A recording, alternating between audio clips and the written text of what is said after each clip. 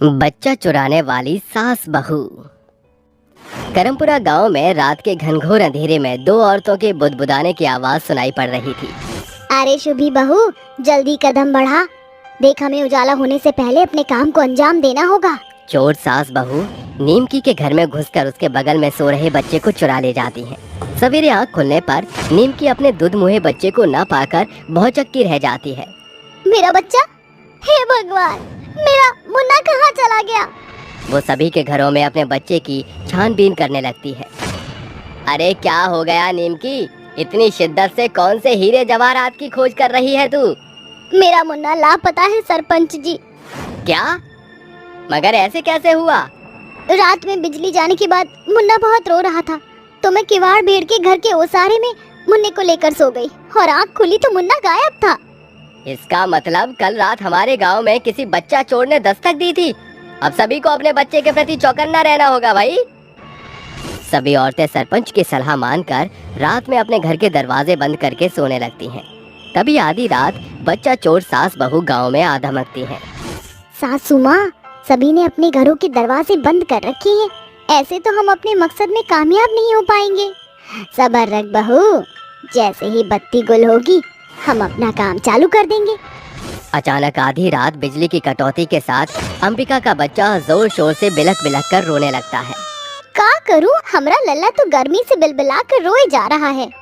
अंबिका के लाख पैंतरे आजमाने के बाद भी उसका बच्चा चुप नहीं होता। अरे काहे काय करत है बचवा, गांव में सरेआम बच्चा चोर घूमत है। बच्चे के लगातार चीखने के कारण अंबिका थक हार कर किवाड़ खोलकर चौखट पर आ बैठती है। आहा, कोठरी के भीतर तो जैसे आग बरसत है, यहाँ कितना शीतल हवा बहत है। अंबिका थपकियां देकर अपने बच्चे को सुलाने लगती है। तभी उसकी भी आंख लग जाती है, जिसे देख बच्चा चोर सास बहू चतुराई से उसके बच्चे को चुरा ले जाती है। देखा बहू, हम आज भी चोरी में सफल रहे।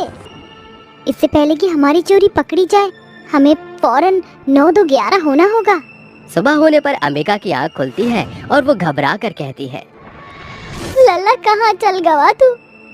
अम्मा को ना सता बचवा।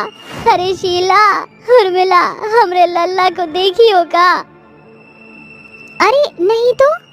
अंबिका माथे पर हाथ धरकर धब से जमीन पर बैठते हुए कहती है, हे राम जी, वो बच्चा चोर हमरे आँखों के तारे को भी चुरा ले गवा। तभी अचानक सरपंच गांव में दौड़ते हुए आते उससे कहते हैं, क्या बात है, सवेरे सवेरे इतना कोलाहल क्यों मचा हुआ है? सरपंच जी, आज फिर गांव से एक और बच्चा चोरी हो गया है। लाख तरकीब बनाने के बाद भी कोई भी बच्चा चोर सास बहू को नहीं पकड़ पाता। हर दिन गांव से बच्चा चोरी की वारदातें बढ़ती चली जाती हैं। अरे समझ नहीं आ रहा क्या किया जाए, वो बच्चा चोर गांव में खुलेआम घूम रहा है। हमें जल्द ही इस बच्चा चोरी का मसला सुलझाना होगा। एक रात बच्चा चोर सास बहू रात के अंधियारे में फिर से गांव में दस्तक देकर कहती हैं, बस यही आखिरी बच्चा है जिसे हमें चुराना है।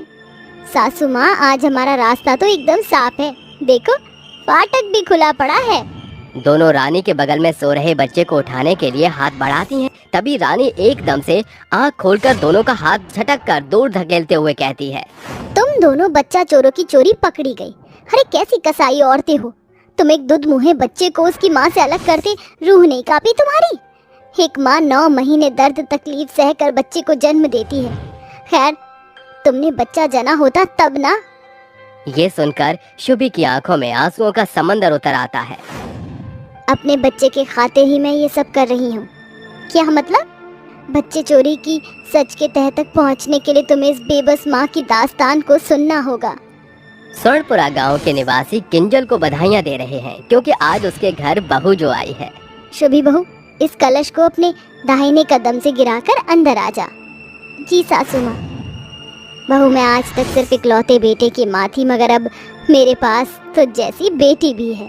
क्या बात है माँ, बहू के आते ही पार्टी बदल डाली। मैं कहाँ गया?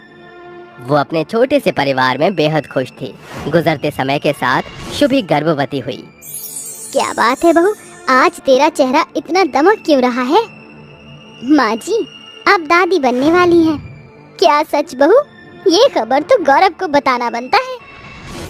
गौरव बेटा, तू पिता बनने वाला है। क्या? सचमुच? माँ मैं अभी घर आ रहा हूँ। पिता बनने की खबर सुनकर गौरव के पांव जमीन पर नहीं ठहरते। वो तेज रफ्तार से घर की ओर बढ़ता है कि तभी बीच रास्ते पर उसकी गाड़ी का एक्सीडेंट होने के कारण उसी समय उसकी मृत्यु हो जाती है। ये दुखद खबर सुनकर किंजल कहती है, बहू देख, इस घर का दीपक हमेशा के खातिर बुझ गया। माँ जी, गौरव की छवि मेरे कोख में समाई हुई है। हिम्मत रखिए, वो फिर लौटेंगे। समय के तेज पड़ाव के साथ शुभी गर्भावस्था के 9वें महीने में कदम रखती है। फिर एक रात। माँ जी उठिए, मुझे प्रसव पीड़ा शुरू हो चुका है, मुझे अस्पताल ले चलिए। दोनों सास बहू अस्पताल पहुंचते हैं, जहां शुभी एक बेटे को जन्म देती है। अरे मुबारक हो, आपको बेटा हुआ है। गोद में लिए बच्चे को नर्स शुभी के हाथों में थमाकर कहती है, ये रहा आपका बच्चा। शुभी अपने बच्चे को गोद में लेकर उसे चूमती चाटती है। मेरे कलेजे का टुकड़ा। लाइए, बच्चे को मुझे दे दीजिए, इसे बेबी वार्ड में शिफ्ट करना होगा। नर्स बच्चे को बेबी वार्ड में शिफ्ट कर देती है, लेकिन आधी रात एक चोर दबे पांव वहां घुसकर कहता है, अरे वाह, ये बच्चा तो सबसे सुंदर है।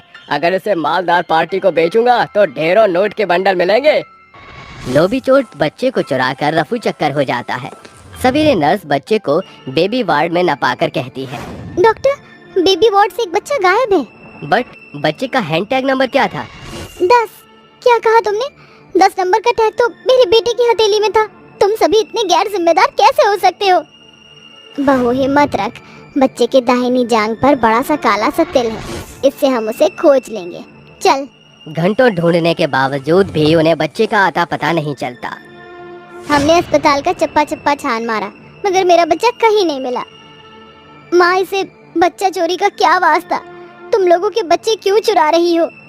हम सिर्फ सभी के जन्मजात बच्चों को चुराकर उनकी तलाशी होती है, और जब अपने बच्चे का निशान नहीं पाते तो अगली रात उन्हें घर छोड़कर आते हैं।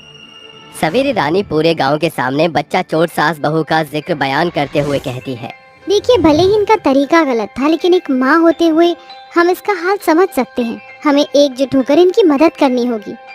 सभी औरतें उनके संग मिलकर आस पड़ोस के गांव में उनके बच्चे की खोजबीन करती हैं। अरे रानी, अब तक तो चोर इनके बच्चे को कसाईयों के हाथ बेच चुका होगा। लगता है अब हमें खाली हाथ ही लौटना पड़ेगा। अचानक दोनों सास बहू को एक झोपड़ी से आ रही बच्चे की आवाज सुनाई पड़ने पर वो दौड़कर झोपड़ी में आती हैं। कौन हो तुम सब? माँ जी, वो देखिए, वही तिल जो हमारे बच्चे के जांघ पर था। नीच कमीने, लौटा मेरा बच्चा। ये मेरा बच्चा है, भागो वरना। सभी बौखलाई औरतें चोर पर वार करके उसे चोटिल कर देती हैं, जिसके बाद सरपंच पुलिस को लेकर वहां आ धमकता है।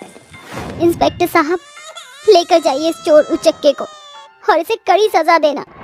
देख बहू, हमारे कुल का दीपक आज हमारी आंखों के सामने है। हाँ माँ जी, गांव की औरतों का साथ हमें हमारे बच्चे तक ले ही आया। आप सबका शुक्रिया। इस तरह दोनों सास बहू अंत में हंसी खुशी नन्हे मेहमान का स्वागत करती हैं।